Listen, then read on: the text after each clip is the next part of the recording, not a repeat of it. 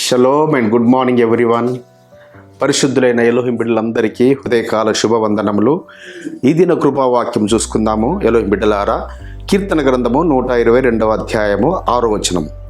యెరూషలేము యొక్క క్షేమము కొరకు ప్రార్థన చేయుడి.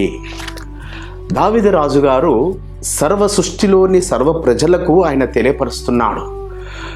ఓ సర్వజనులారా, మీరు యెరూషలేము యొక్క క్షేమం గురించి ప్రార్థన చేయండి. ఎందుకనగా యెరూషలేము యొక్క క్షేమము సర్వభూప్రపంచములోని యొక్క క్షేమముతో ముడిపెట్టబడి ఉంది.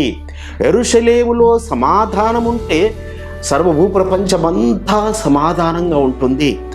ఇప్పుడు ఈ రోజులలో మనం చూసినట్టయితే ప్రతి దేశము కూడా ఆ దేశం యొక్క టెక్నాలజీ నేర్చుకోవాలని, ఆ దేశంలో స్థావరం ఏర్పాటు చేసుకోవాలని, ఆ దేశంతో సత్సంబంధాలు కలిగి ఉండాలని, ఆ దేశంతో స్నేహం ఏర్పాటు చేసుకోవాలని, అక్కడ కొంచెమైన స్థలము సంపాదించుకోవాలని ప్రపంచంలోని అనేక దేశాలు ప్రయాసపడుతున్నాయి.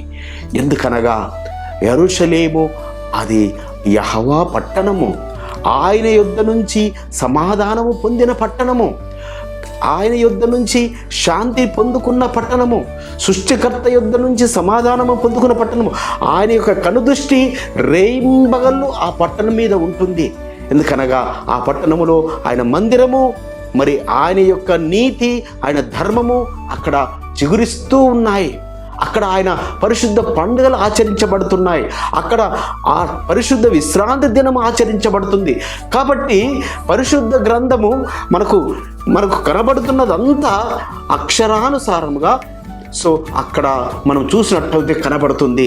అక్కడ పరిశుద్ధ ప్రాంతాలు, అనేక ప్రాంతాలు, మన రక్షకుడు, మన విమోచకుడు నజరేయుడైన యెహోవా మెస్సీయ జన్మించిన స్థలము కానీ, ఆయన ఉపదేశించిన స్థలము కానీ, ఆయన ప్రార్థించిన స్థలము కానీ, ఆయన మ్రానులో బలి అయిన స్థలము కానీ, ఇవన్నీ కూడా ఆ యొక్క యెరూషలేములో ఉన్నాయి. కాబట్టి ముందుగానే దావీదు రాజు గారు ఆయన ప్రవచనాత్మకంగా చెప్తున్నాడు, ఓ సర్వభూజనులారా, యెరూషలేము యొక్క క్షేమం గురించి ప్రార్థన చేయండి. కాబట్టి మనము యెరూషలేము క్షేమం గురించి మనం ప్రార్థన చేస్తే మనకు క్షేమం ఉంటుంది.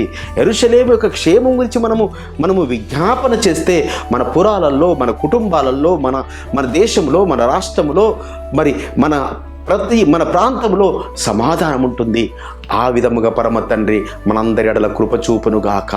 ప్రార్థన చేసుకుందాం. పరిశుద్ధమైన తండ్రి, అబ్రహాం, ఇస్సాకు, యాకోబుల ఎలోహిం, అవును నాయన, యెరూషలేము యొక్క క్షేమం గురించి మేము ప్రార్థించినప్పుడు మాకు క్షేమము దయచేస్తానని మీరు వాగ్దానం ఇచ్చినారు. మా కుటుంబాల్లో క్షేమముని ఇస్తానని వాగ్దానం ఇచ్చినారు.